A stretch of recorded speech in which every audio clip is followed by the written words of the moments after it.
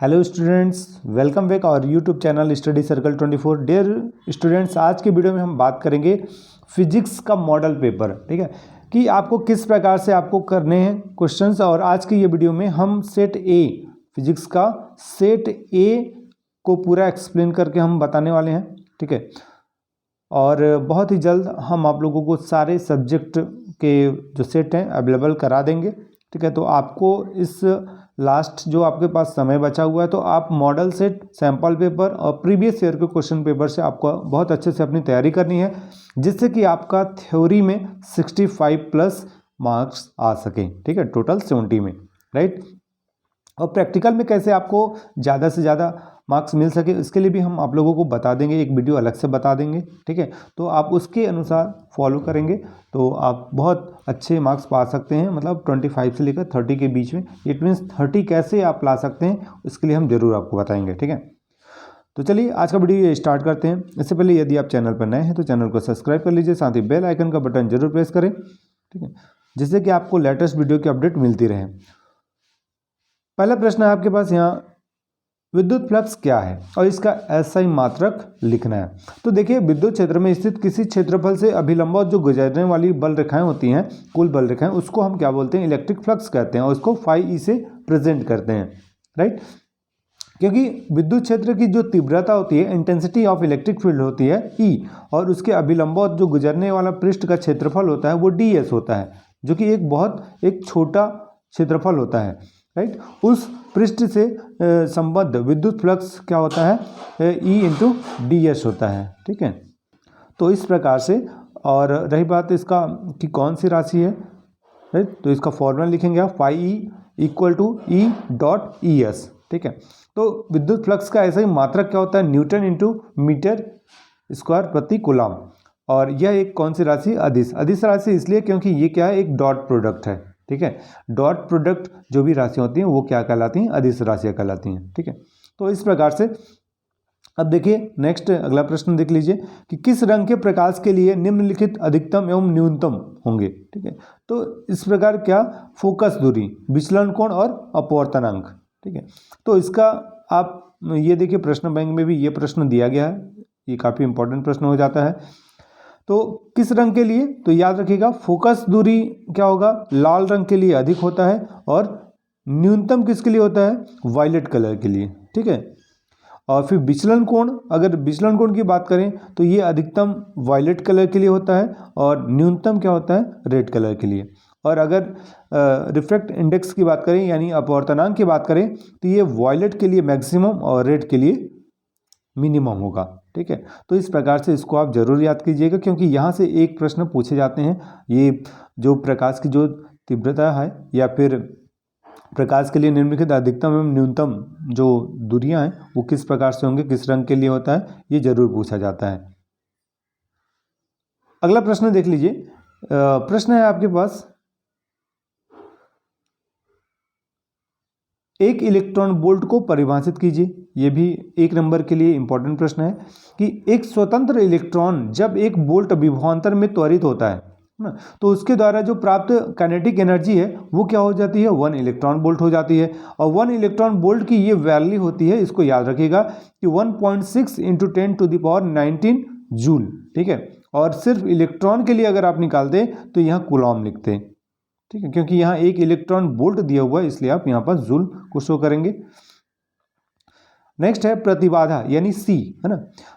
प्रतिबाधा होता है जेड से इसको रिप्रेजेंट करते हैं।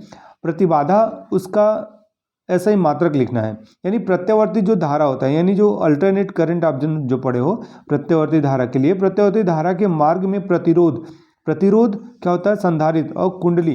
तो जो प्रतिरोध होता है उसको R से रिप्रेजेंट करते हैं, जो संधारित्र होता है उसको C से प्रेजेंट करते हैं, और कुंडली यानी जो प्रेरकत्व होता है उसको L से रिप्रेजेंट करते हैं। ठीक है, तो ये तीनों या किन्हीं दो के द्वारा प्रवाह में डाले गए अवरोध को प्रतिबाधा कहा जाता है, और इसे हम किससे प्रेजेंट करते हैं, जेड से प्रेजेंट करते हैं। ठीक है, इसका मात्रक क्या होता है, ओम होता है, इसका मात्रक ओम होता है, जिसका सिंबल इस प्रकार से आप लिखेंगे। ठीक है, अगला प्रश्न देखिए, किन्हीं दो निज अर्धचालकों के नाम बताना है। ठीक है, तो एक ये आप सीधा सीधा क्या बनाएंगे, एक जर्मेनियम होता है जिसका सिंबल GE है, और एक सिलिकॉन है जिसको हम SI लिखते हैं जिसका सिंबल। तो ये कौन सा चालक होगा, N टाइप अर्धचालक बनेगा। अगला प्रश्न है, किस कार्बन वर्ण कोड वाले प्रतिरोध का मान 470 प्लस माइनस 10% ओम है, तो उसमें लगे रंगों का वर्ण कोड लिखना है। तो देखिए इस प्रकार का प्रश्न कभी कभी क्या बोलेगा, कलर दे देगा, उसका आपको यहाँ पास प्रतिरोध का मान लिखना होता है, लेकिन यहाँ ये जो प्रश्न दिया गया है प्रतिरोध का मान दिया गया है और आपको कलर बताना है। ठीक है, तो इसके लिए एक टेबल आपको याद रखना है, ठीक है, जिसमें कि आप उसके माध्यम से आप इसका मान निकाल सकते हैं। ठीक है, बिबग्योर जो आपके पास या फिर बीबी रॉय करके एक फॉर्मूला है, तो आप उसको याद रखिएगा। ठीक है, B B Roy of great Britain had a very good wife, उसके हिसाब से आप पूरा इसका कलर कोड याद रखिए, तो जिसमें कि आपको सारी चीज़ें बन जाएगा। ठीक है, तो देखिए रंगों का क्रम क्या है, सबसे पहले पीला है, बैगनी है, भूरा है और चांदी। तो चांदी जो इसका परसेंटेज कितना होगा, 10% हो जाता है, राइट। तो इस प्रकार से आप इसको लिखेंगे, ओके। नेक्स्ट देखिए, अब अगला प्रश्न क्या है, अगर ये आपको नहीं बनेगा, ये वाला किस प्रकार से ये आया हुआ है, कैसे निकालेंगे, तो आप वीडियो के कमेंट सेक्शन में कमेंट करिएगा। इस टॉपिक से रिलेटेड हम अलग से वीडियो हम आप लोगों के लिए प्रोवाइड कर देंगे। ठीक है, आप क्वेश्चन नंबर डाल दीजिएगा, हम इसका अलग से वीडियो बना देंगे। अब अगला देखिए, पॉइंट ए और बी के बीच परिणामी धारिता ज्ञात करना है, मतलब C निकालना है। ठीक है, जिसका यूनिट क्या होता है, फैराड होता है। तो आप देख सकते हैं यहाँ पास ये दोनों किस क्रम में ऐड हैं और ये वाले दोनों। ठीक है, तो सबसे पहले हम क्या करेंगे कि जो C1 की वैल्यू दी हुई है, ये C1 की वैल्यू हो गई 4 माइक्रोफैरड, फिर इसके बाद C2 की वैल्यू गिवन है आपके पास 2 माइक्रोफैरड, फिर C3 की वैल्यू है आपके पास 6 माइक्रोफैरड और C4 की वैल्यू है 4 माइक्रोफैरड।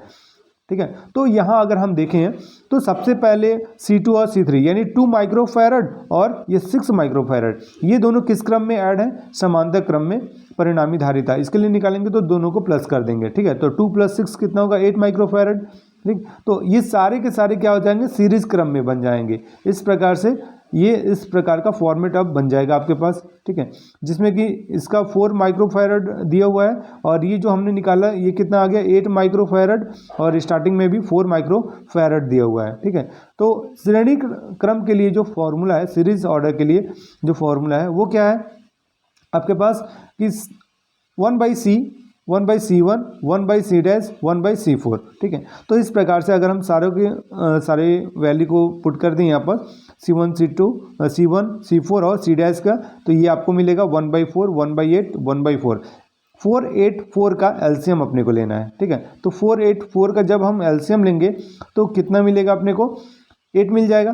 ठीक है, तो 8 जब मिलेगा तो इस प्रकार से आप क्या करेंगे, इसके लिए सबसे पहले अगर देखें तो यहाँ से सबसे पहले आपको इसका एलसीएम लेना है, जिसका कि 8 एलसीएम हो जाएगा। ठीक है, तो 4 2 8 और 8 बन जाओ तो ये उतना ही रहेगा और यहाँ भी 2 आएगा। ठीक है, सबको प्लस कर दीजिए, 5/8 आएगा। C फाइंड करना है इसलिए 8/5 माइक्रोफैरड आएगा, उसको डिवाइड करने पर कितना मिल रहा है आपको, ये 5/8 है। ठीक है, तो ये जो आप यहाँ लिखे हैं तो एक्चुअल में C = ये आपके पास आएगा 8/5 आएगा। ठीक है, यहाँ 5/8 लिखा हुआ है, ये मिस्टेक है, तो आप 5 से डिवाइड करेंगे, आप 5 × 1 = 5 3 बचेंगे। ठीक है, डेसिमल 0 तो 30 होगा, 5 6 = 30 1.6 माइक्रोफैरड मिल जाएगा आपका। ठीक है, ये आंसर। नेक्स्ट देखिए, विभव मापी में प्रयुक्त तार तांबे का क्यों होता है। जो पोटेंशियोमीटर होता है उसमें जो तांबे का जो वायर होता है, मीन्स एटलीस्ट मैग्नीन का भी बनता है ना, मैग्नीन कांस्टेंट का बनता है, और तो इसमें जो पोटेंशियोमीटर है उसमें जो तार है वो तांबे का क्यों होता है, यह बताना है कि इसके तार को लंबा क्यों बनाया जाता है, क्या रीज़न है कि इसका जो वायर होता है वो लॉन्ग होता है। तो देखिए तांबे का जो तार नहीं लेते हैं, तांबे का तार नहीं लेते क्योंकि उसका प्रतिरोधकता ताप गुणांक अधिक एवं प्रतिरोधकता कम होती है।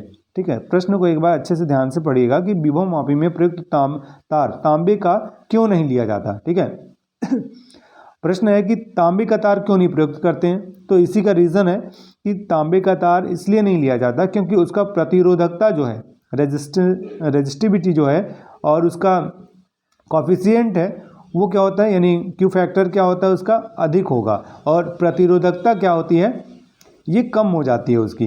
तो इसलिए विभव मापी का जो तार है, विभव मापी का जो तार है वो लंबा होने से विभव प्रवणता कम होती है।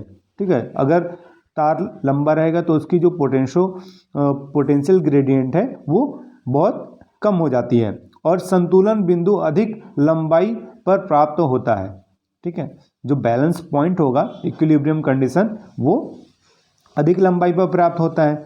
और तथा अधिक लंबाई जो इक्विलिब्रियम कंडीशन हम फाइंड करते हैं गैल्वेनोमीटर के लिए, तो वो G = 0 होता है, वही संतुलन बिंदु अवस्था होता है। तो वो काफ़ी अधिक लंबाई पर प्राप्त होता है और इससे अधिक शुद्ध व यथार्थता पूर्वक ज्ञात कर सकते हैं। तो इसके जब तार लंबा होगा तो हम बहुत ईजिली हम उसका प्योर जो वैल्यू है हम वो फाइंड कर सकते हैं। ठीक है, जिसमें कि एरर जो होता है वो काफ़ी कम होता है, फिर बहुत कम चांसेस रहते हैं एरर होने का। अगला प्रश्न देखिए, कला संबद्ध स्रोत क्या है, इसकी दो विशेषताएं भी बताना आपको। तो ऐसे दो सोर्स जिनसे निकलने वाली तरंगे की आवृत्तियां क्या होती हैं, बराबर होती हैं, तथा जिनमें कलांतर क्या होगा, शून्य अथवा नियत होता है, कला संबद्ध स्रोत कहलाते हैं। दो स्रोतों के कला संबद्ध होने की जो आवश्यक शर्तें हैं वो क्या हैं, पहला ये कि दोनों की आवृत्तियां क्या होनी चाहिए, समान होनी चाहिए, और उनमें कलांतर शून्य अथवा कांस्टेंट यानी नियत होना चाहिए। अब अगर अगला प्रश्न देखें तो आकाश तरंग संचरण क्या है, और उसका आपको आवृत्ति बताना है। ठीक है, उसका आवृत्ति परास लिखना है। तो देखिए, जो ये पृथ्वी होता है, ठीक है, पृथ्वी की सतह से अल्प कोण बनाने वाली कुछ रेडियो तरंगे क्षोभ मंडल, ये अलग अलग लेयर होती हैं। ठीक है, तो क्षोभ मंडल से परावर्तित होकर रेडियो एक्सेप्टर जो अभिग्राही तक पहुंच जाती हैं, इन्हें आकाश तरंग कहते हैं, आकाश तरंग संचरण कहते हैं। और इसके कुछ प्रॉपर्टीज दिए हुए हैं।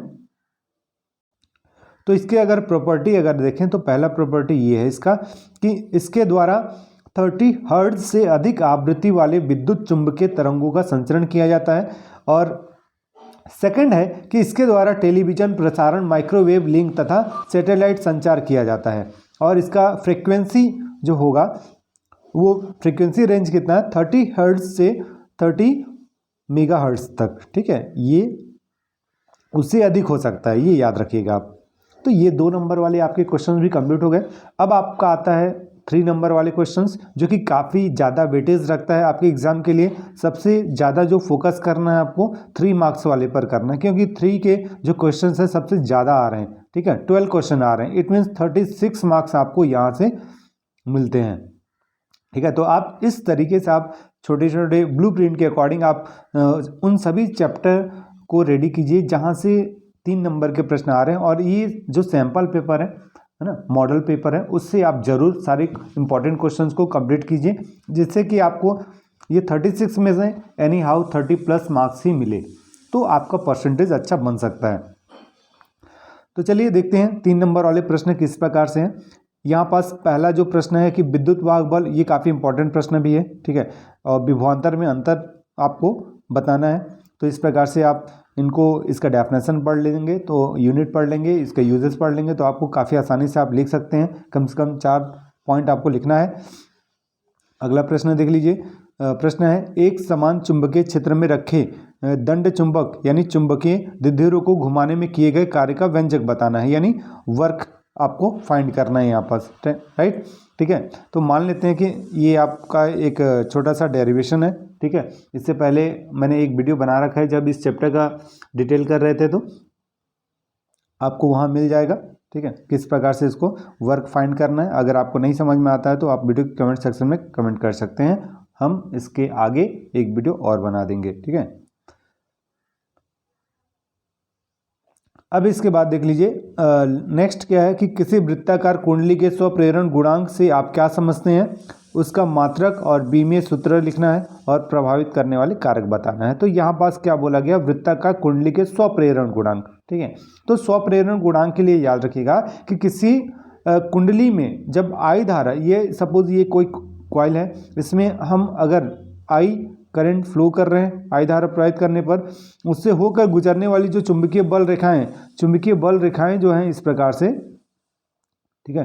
तो चुंबकीय बल रेखाएं की संख्या अगर फाई है, ठीक है, क्या है, फाई हो, तो phi is a proportional I, इसका मतलब phi equal to L I. जो ये एल है यही स्वप्रेरकत्व नियतांक होता है, गुणांक होता है, जिसको हम एक नियतांक कहते हैं। ये कुंडली का स्वप्रेरकत्व इसे हम कहते हैं, ठीक है। इसको हम क्या बोलते हैं, स्वप्रेरकत्व कहते हैं। इसे स्वप्रेरण गुणांक भी कहा जाता है।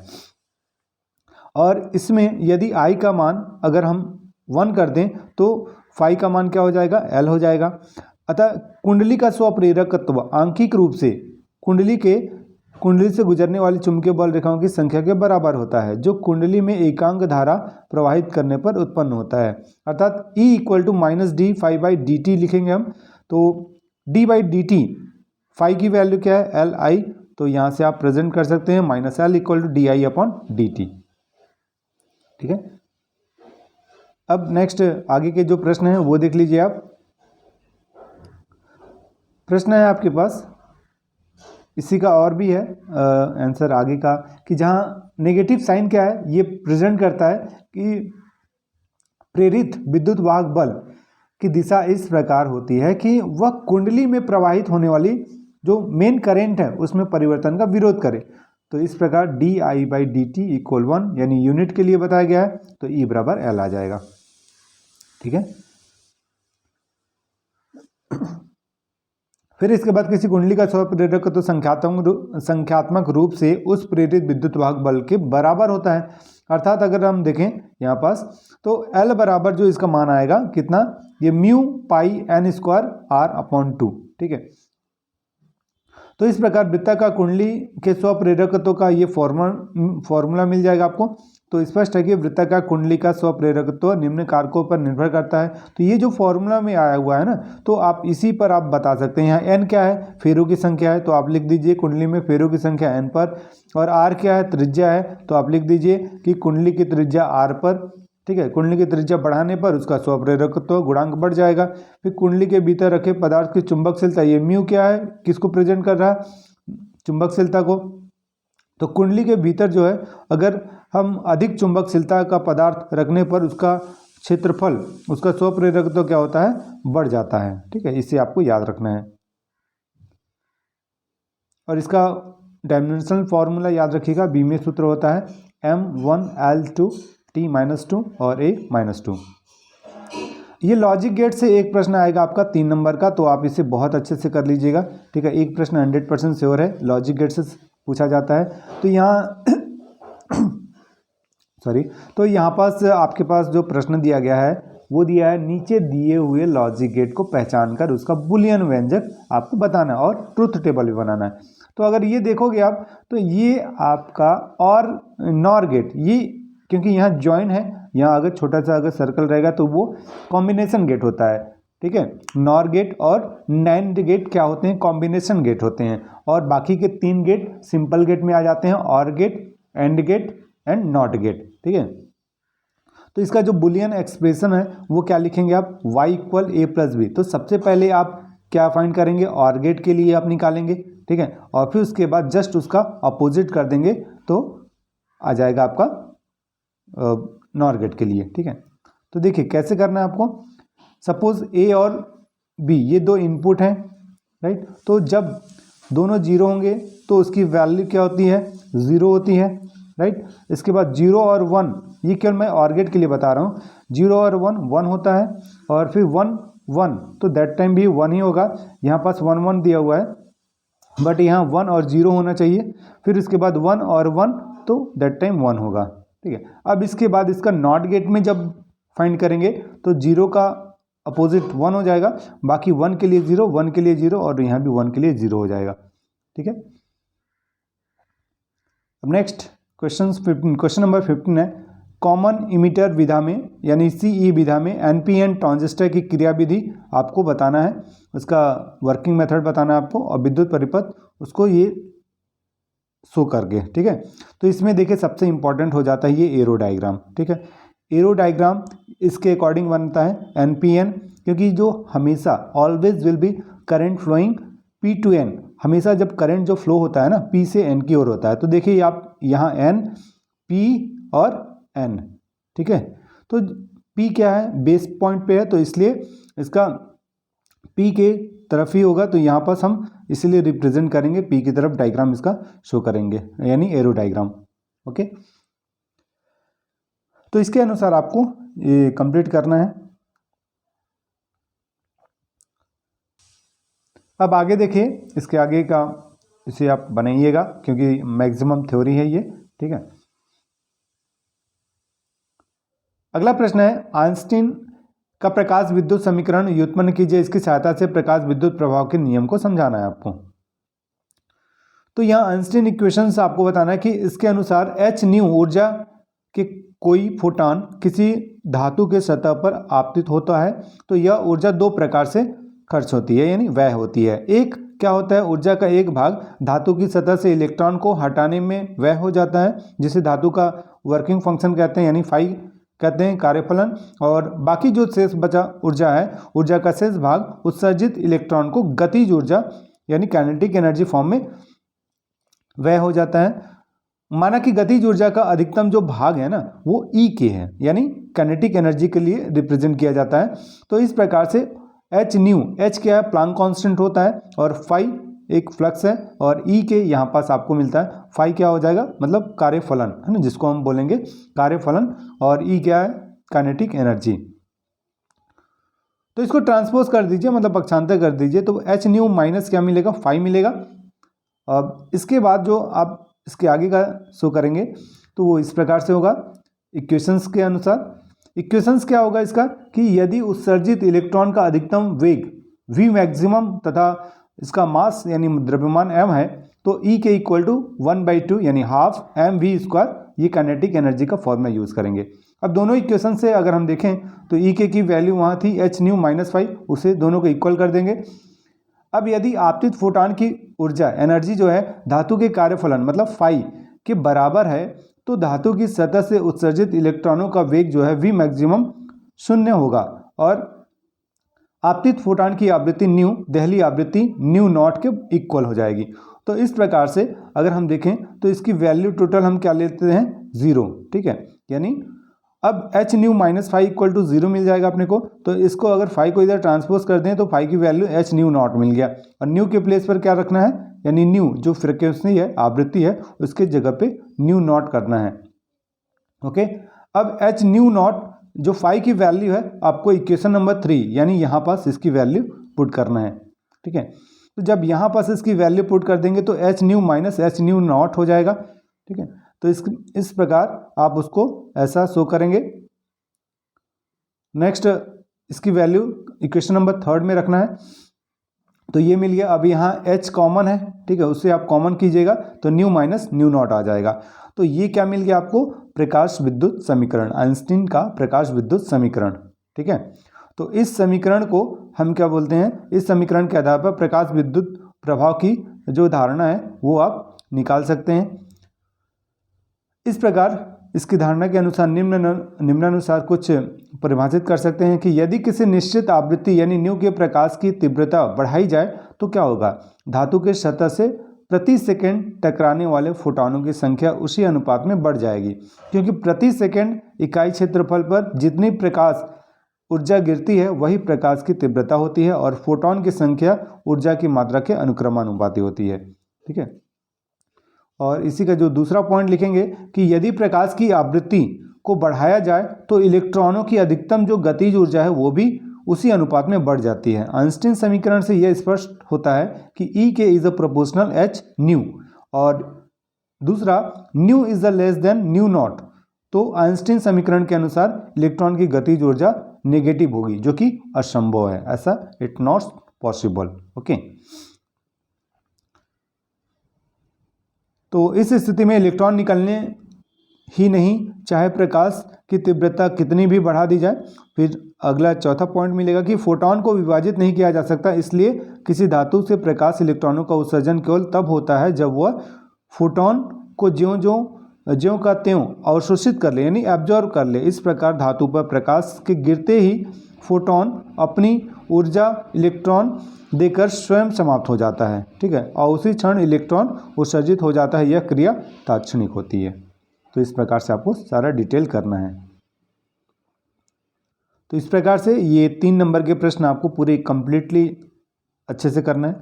अगला प्रश्न देख लीजिए। एक उत्तल लेंस की फोकस दूरी 20 सेंटीमीटर दिया हुआ है और अवतल लेंस की फोकस दूरी दिया हुआ है, ठीक है। इसके संयोजन से एक संयुक्त लेंस बनाया गया है, तो संयुक्त लेंस की फोकस दूरी ज्ञात करना है। तो आप देख सकते हैं यहाँ पास एक फॉर्मूला है कि 1/f 1/f1 प्लस 1/f2, ठीक है। तो इन दोनों की वैल्यू गिवन है, तो 1/20 प्लस माइनस 1/+1/-30। तो इन दोनों का क्या करेंगे, एलसीएम लेंगे, तो 60 इसका एलसीएम आ जाएगा। तो 3 - 2 आ गया, 3 में 2 को माइनस करने पे 1/60। तो इसका एफ की वैल्यू क्या मिल जाएगा, 60 सेंटीमीटर, ठीक है। और चूँकि लेंस का जो मात्रक उसका पावर भी निकालना है, तो पावर इक्वल टू 100/f होगा। तो जब आप इसको डिवाइड करेंगे तो कितना आएगा, 1.66 डायमीटर, क्योंकि लेंस का जो यूनिट होता है, मात्रक होता है, वो डायऑप्टर होता है, जिसको डी से प्रेजेंट करते हैं। अगला प्रश्न मिलेगा, क्रांतिक कोण किसे कहते हैं, ठीक है, और इसका अपवर्तनांक से संबंध व्युत्पन्न कर उसे प्रभावित करने वाले कारक आपको बताना है, ठीक है। तो यहाँ पास इसका क्रांतिक कोण का परिभाषा लिखना है, आपको कारक लिखना है, फिर माध्यम के अपवर्तनांक और क्रांतिक कोण के मध्य जो संबंध है उसे बताना है स्नेल के नियम के अनुसार, ठीक है। ये आप देख सकते हैं, यहाँ से आप कंप्लीट कीजिएगा। और फिर इसके बाद अगला प्रश्न है आपका, अवरक्त प्रकाश क्या है, उसका उत्पादन किस प्रकार होता है, इसे आपको लिखना है 3 नंबर के लिए। उपयोग वगैरह पूरा सभी चीज़ें लिखना है। अगला प्रश्न है, रदरफोर्ड के परमाणु की कौन कौन सी कमियां हैं उसे आपको बताना है, और उसको दूर करने के लिए बोर के परमाणु जिन अभिकृतों का सहारा लिया उसे भी आपको लिखना है, ठीक है। ये 3 नंबर के यहाँ से प्रश्न पूछे जाते हैं। जो अथवा में है उसे भी आपको कंप्लीट करना है। फिर अगला प्रश्न आप देखेंगे कि किसी नाभिक के द्रव्यमान संख्या के साथ प्रति न्यूक्लियन बंधन ऊर्जा परिवर्तन को प्रदर्शित करने वाला ग्राफ खींचना है आपको। तो ये इसका ग्राफ है, ठीक है। ये 2019-20 में आया भी था, तो इसे आप अच्छे से कंप्लीट करेंगे। फिर इसके बाद नाभिकीय विखंडन और संलयन उसके बारे में बताइएगा। फिर एनालॉग और डिजिटल सिग्नल में अंतर लिखना है, ये भी आपका 3 नंबर का होगा। अब अगला जो सेक्शन होगा वो केवल एक प्रश्न आता है 4 नंबर में, है ना। ये 4 मार्क्स का प्रश्न होगा, और इस प्रकार के ये मूल्य आधारित यहाँ पास प्रश्न पूछे जाते हैं, तो इसको आप जरूर करिएगा। यहाँ से मूल्य आधारित प्रश्न ही पूछे जाते हैं। एक आपको प्रश्न दिया जाएगा, उसमें कुछ जो चीज़ें दी हुई हैं उसको आप अच्छे से पढ़िए, उसको सैद्धांतिक तौर पर उसका आपको आंसर लिखना है, ठीक है। अगला देखिए प्रश्न, जो 3 प्रश्न मिलेंगे वो आपको 5 नंबर के लिए मिलेंगे, है ना। ये डेरिवेशन है। 24वां नंबर आपका संधारित्र किसे कहते हैं, समांतर प्लेट संधारित्र की धारिता के लिए व्यंजक ज्ञात करना है। ये काफ़ी इंपॉर्टेंट प्रश्न है, ये 5 नंबर में, इसको आपको कंप्लीट करना है। फिर उसी के बाद 8वां प्रश्न मिलेगा कि कूलाम का नियम लिखकर इसकी सहायता से एकांक आवेश को परिभाषित करना है, ठीक है। सिद्ध करना है कि 2 आवेशित चालकों को जोड़ने पर ऊर्जा की हानि होती है, तो इसे आपको करना है।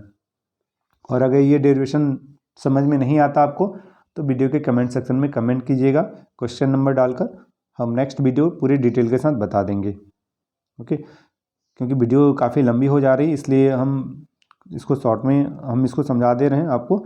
इसका मतलब ये बता दे रहे हैं, और अगर आपको नहीं बनेगा तो आप कमेंट सेक्शन में कमेंट करके पूछ सकते हैं।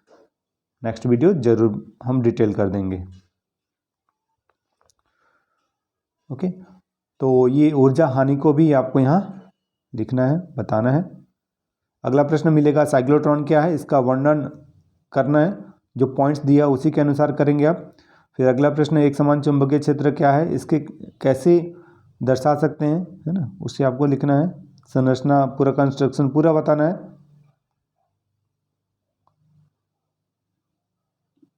फिर इसके बाद जो आपका लास्ट अंतिम प्रश्न होगा वो लाइट चैप्टर से होगा। देखिए 6वां प्रश्न क्या होगा, ये कि सरल सूक्ष्मदर्शी क्या है, उसका वर्णन करना है, जो पॉइंट दिया हुआ गया है। और फिर दूरदर्शी क्या है। दोनों प्रश्न एक ही चैप्टर से पूछा गया है, लेकिन अलग अलग चैप्टर से पूछने की ज़्यादा संभावना है, ये है ना। तो इन दोनों का वर्णन आपको करना है। यहाँ पर डायग्राम बनाना है, फिर उसका डेरिवेशन, एक्सप्लेनेशन और आवर्धन क्षमता आपको बताना है। ठीक है, इस प्रकार से इसको आप पूरा कंप्लीट करेंगे।